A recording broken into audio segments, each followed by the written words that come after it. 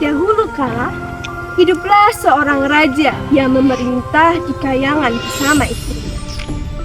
Namun, pada suatu ketika, terjadilah perselisihan antara Raja Kayangan dengan salah satu dewa yang menguasai kekuatan. Sebagai hukuman atas kesombongan dan tidak sabarannya, Batara Indra menjatuhkan kutukan berat kepadanya. Kutukan itu bukan hanya merampas segala kekuasaan dan kemuliaannya, tetapi juga mengusirnya dari kerajaan, menjatuhkannya ke bumi bersama-sama. Hatta terdamparlah raja dan istrinya di suatu negeri Antapani, negeri yang tiada pernah mereka kenal sebelumnya. Kini mereka bukan lagi raja dan ratu, melainkan hanya sepasang manusia biasa yang hidup dalam kemurahan.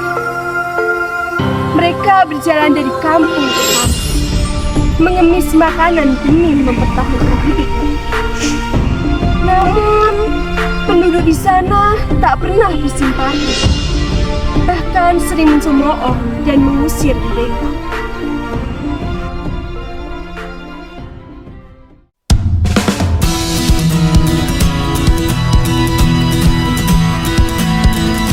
Halo semuanya, perkenalkan nama aku Novela Safa Salsabila. Perkenalkan, nama aku Pradika Alsifangan Farouk. Aku berperan sebagai sang istri Ratna Dewi. Aku berperan sebagai si miskin dan Maharaja Indra Angkasa. Ini hanyalah ramalan, selebihnya takdirlah yang akan menentukan. Hamba mengerti Tuan, tetapi istri hamba sedang hamil. Ia sangat mengidam buah mempelam ini. Perkenalkan, nama saya Molan Mazharani. Saya berperan sebagai Murakarma. Iya, aku merasa sangat tidak benar dari para ahli hukum itu, seakan mereka menunjukkan sesuatu. Kenalkan, nama saya Noviani Vilana. Saya berperan sebagai Nila Kusuma.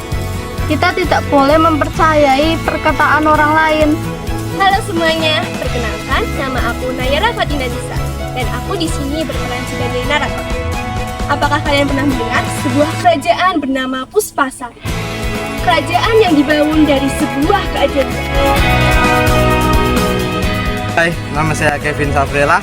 Saya berperan menjadi Maharaja Indra Dewa. Puspasari, aku tidak sabar melihat kehancuranmu. Semuanya, perkenalkan nama aku Rizka Maharani. Nama aku Elsa Yuandini. Aku sebagai ahli Nujum 1 dan aku sebagai ahli Nujum 2. Takdir tidak bisa dibentuk hanya dengan keinginan seorang raja. Kami tidak bisa meramal dengan alasan yang hanya didorong oleh ambisi pribadi.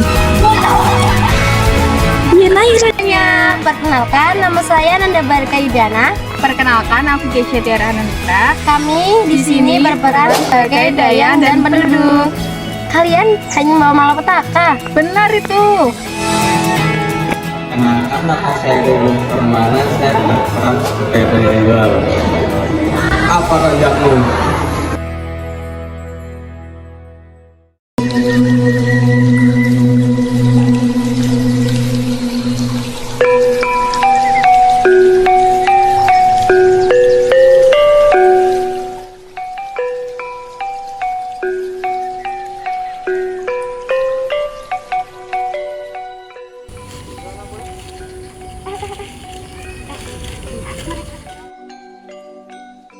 Lihat itu, mereka datang lagi.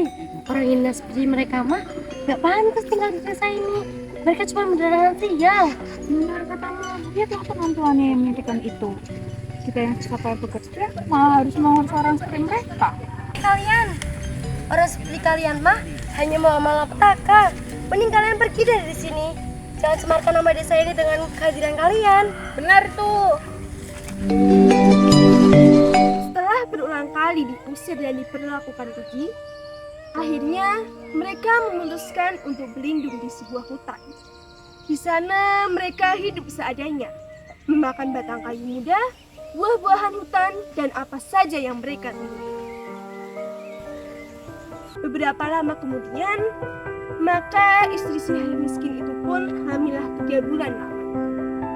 Adapun dalam keadaan tersebut, mulailah ia merasa sering berkeinginan akan sesuatu.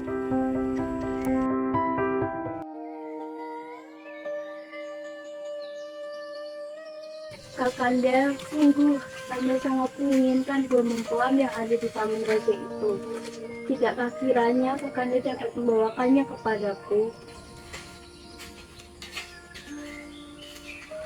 Tapi apakah kau tahu Dinda, bahkan penduduk desa saja tidak mau menerima kita. Gimana jika aku ingin mohon pada sang raja? Kanda, aku mohon.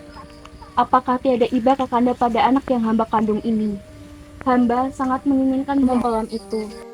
Bukankah itu permintaan yang tiada sulit?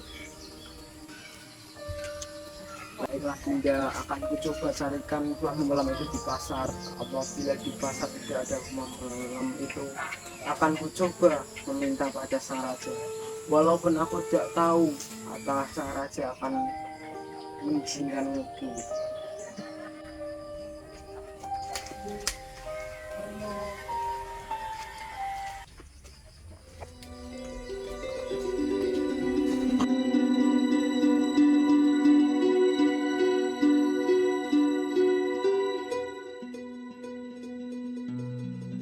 Apa kehendakmu?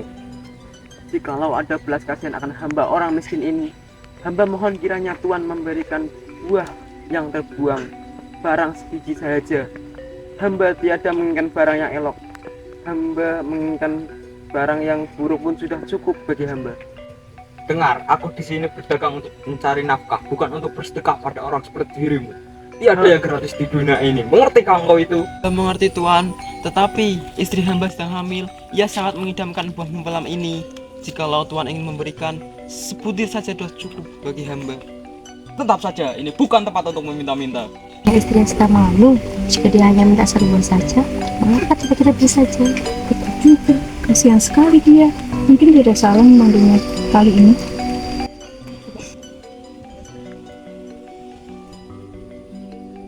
Nah, ambillah. Tapi ingat, jangan lagi kau mengisi tempatku. Terima kasih Tuhan, aku tidak akan melupakan kebaikanmu ini. Hei, tunggu. Pakai barangkali baju-bajumu telah usang. Nasi bawalah pulang, kiranya dapat engkau makan dengan istrimu dengan layak kali ini. Terima kasih.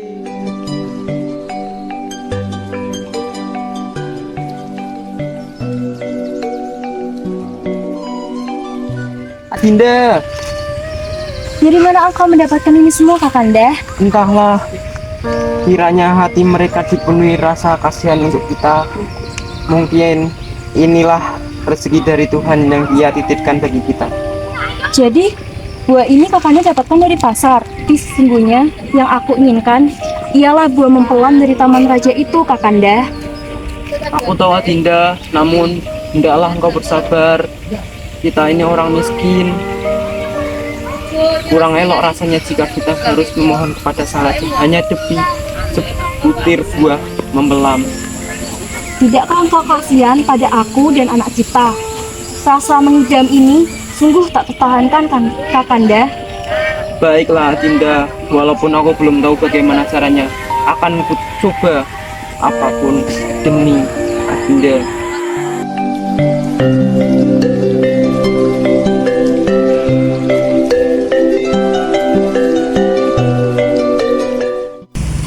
Udah beres semua belum? Jangan sampai ada yang kurang loh. Ntar kena marah dapur lagi. Udah nih, seger-seger banget buahnya. Kebayang nggak kalau mempelainya dibuat rujakan? Pasti enak. Sadar diri, itu kan cuma berbangsawan doang. Tapi kalian bayangin deh kalau tiba-tiba kita bangun di pagi hari, tiba-tiba kita jadi bangsawan. Keren banget gak sih? Ya juga sih ya. Orang Ina, apa kehendakmu datang ke sini? Hamba datang ke sini hanya untuk memohon satu buah mempelam yang ada di Taman Raja untuk keinginan istri hamba yang tengah mengidam. Hah? Apa pantas orang miskin sepertimu mengambil buah dari Taman Raja?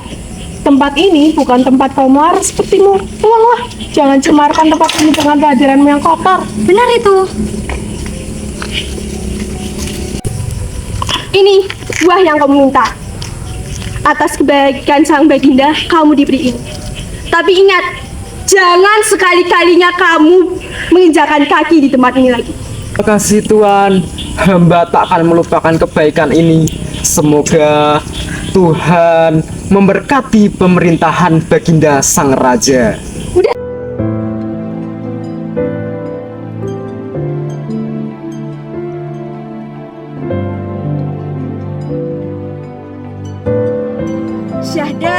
pada suatu malam yang terang menerang oleh sinar bulan purnama.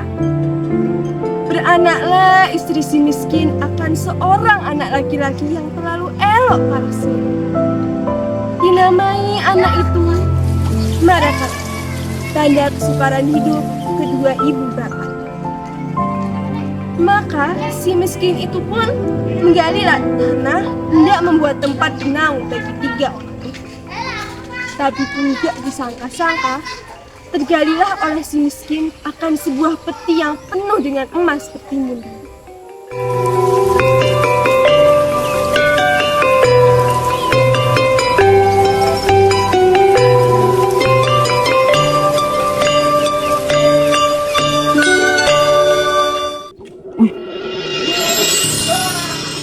Apakah ini emas?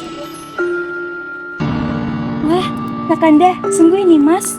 Begitu banyaknya jika kita belanjakan sampai anak cucu kita tidak akan habis.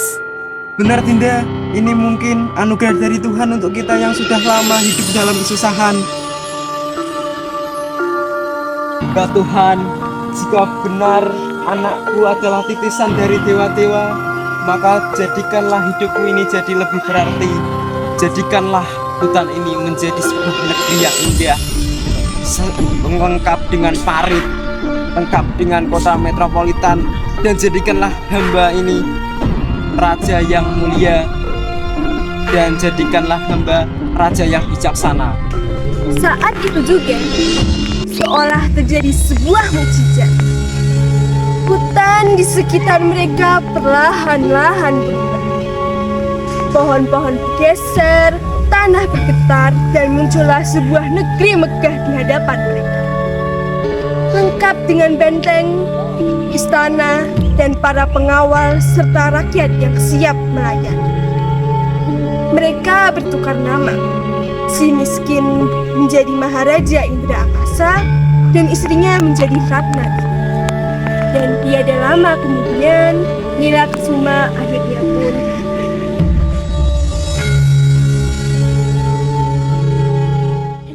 Sudah sekian lama aku memerintah negeri ini dan anak-anakku sudah tumbuh besar. Namun, apakah mereka benar memiliki takdir besar di dalam hidupnya? Sepertinya aku harus mencari ahli nujum untuk meramal tuah anak-anakku.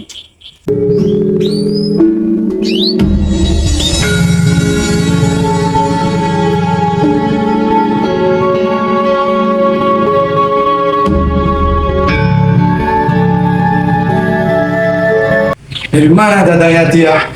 Dulu seorang hina, kini telah menjadi raja. Dan sekarang kedua anak itu akan menggulingkan kerajaanku. Aku tidak bisa diam. Mereka harus dihancurkan. Daulah Tuanku, kami telah datang sesuai yang diperintahkan. Apa yang Tuanku kehendaki dari kami? Aku ingin kalian meramal anak-anak Maharaja Indra Akasa. Aku ingin kalian mengatakan bahwa anak-anak itu bencana bagi kerajaan ini. Aku ingin mereka musnah dari dunia ini. Ampun Tuanku, ramalan adalah tentang takdir yang sudah ditentukan, bukan tentang keinginan pribadi. Takdir tidak bisa dibentuk hanya dengan keinginan seorang raja. Kami hanya menyampaikan apa yang telah ditentukan oleh alam semesta dan kehendak Tuhan. Kami tidak bisa meramal dengan alasan yang didorong oleh ambisi pribadi. Aku tidak peduli.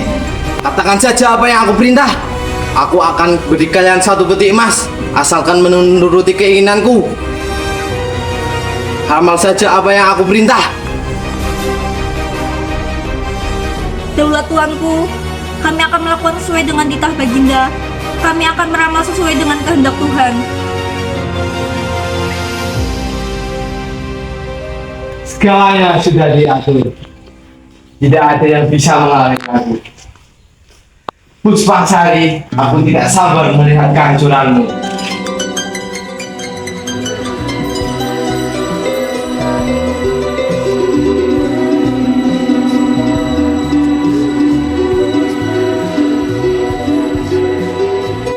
Wahai ahli nujum, Aku mendengar bahwa kalian membawa ramalan yang penting bagi istana ini. Apa yang bisa kalian katakan tentang anak-anakku? Apa takdir mereka di kerajaan ini? Tuanku Maharaja, kami datang dengan hati yang berat. Ramalan kami menunjukkan bahwa selama anak-anak Tuanku hidup, kerajaan ini akan menghadapi masa yang sangat sulit. Mereka akan membawa bencana yang akan mengguncang tahta Tuanku. Apa yang kalian katakan?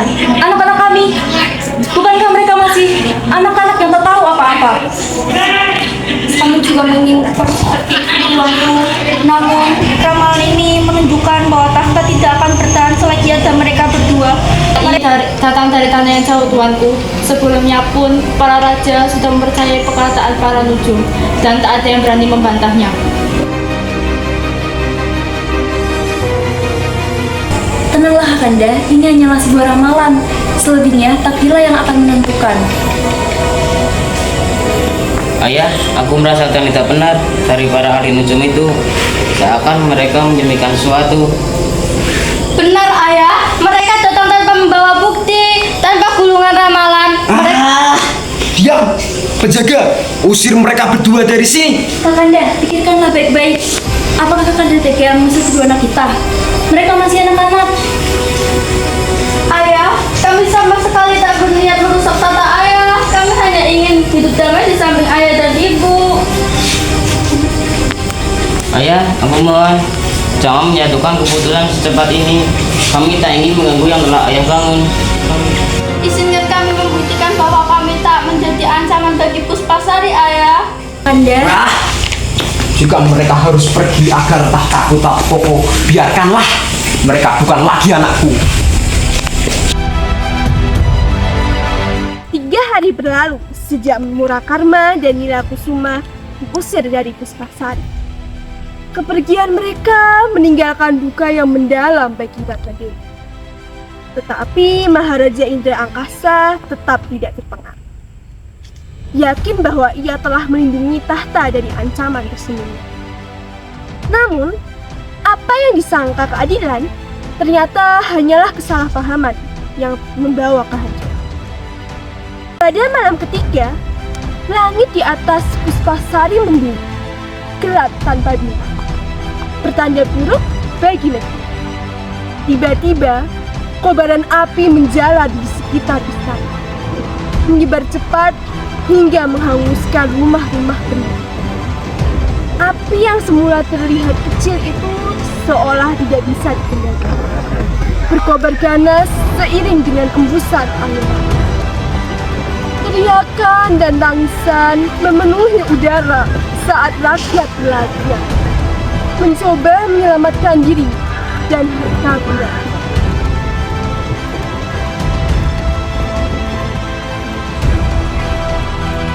Sementara itu, Murakarma dan Nilakusuma yang terusir telah jauh mengembang. Setelah melalui berbagai rintangan dan penderitaan, Murakarma bahkan nyaris kehilangan nyawanya akibat tuduhan sebagai pencuri. Namun, nasib membawanya bertemu dengan Putri Cahaya Kairani yang tertawan raksasa, dan mereka pun berhasil melarikan diri bersama. Di negeri Pelanggam Cahaya, akhirnya Murakarma, Nilakusuma, dan Cahaya Kairani menemukan perlindungan dan ketenangan yang selama ini mereka cari. Di sana, mereka memulai hidup baru, jauh dari Puspasari yang kini tinggal puing-puing. Tersisa hanya sebagai kenangan kelam dari negeri yang luluh lantak oleh